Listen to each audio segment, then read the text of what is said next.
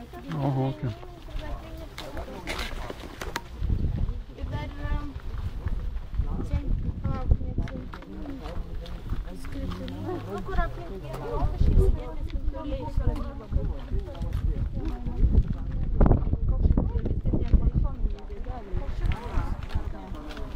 Visai prūtė tą sinonimą labai. Va, bet čia miestas. Šitas kultūros paminklai, Parmos valstybės. Jokių gaidelių nieko nėra. Nieko nėra, nu va čia matot vėl, po vienu stogu viskas eina, taip. Jie galai naujai pastatyti, o ten va tvartas, to prijungtas. Vėlgi architektūros paminklai. Autentika, matai, va, su rutuliuku ir viskas. Taip, ir baigta. Nu ir dabar žmonėms šitiem gyvena šitam tai košmaras, nu va čia vėl tas pats. Nes jie nieko negali remontuoti, nieko negali taisyti, nes viskas yra draudžiama. Va čia vėlgi yra dar įdomus dalykas, kad šitoj pusėje yra klėtis. Į kitoj pusėje ir pradžioje kai buvo. Nes šitas kaimas atsiradęs Valakų reformos metu.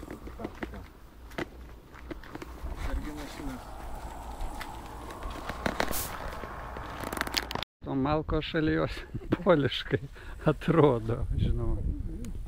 Živilė, tu esi mačius, man atrodo, Ančiuko kryžius pagal kreivį buvo. Kur ten simbolis pagrindinis aukštaitiškas kluono stogas. Kur ten visi ant stogo važinėja. Tai va, tai buvo krosnis dūminė. Tai va, senasis aukštaitiškas eina Rusijoje, visoje ta krosnis tokia dūminė pirkė.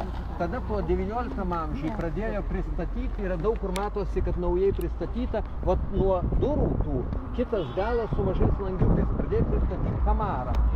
Tai tada jau atsirado du galai ir jau tada išvirė dūmtraukį.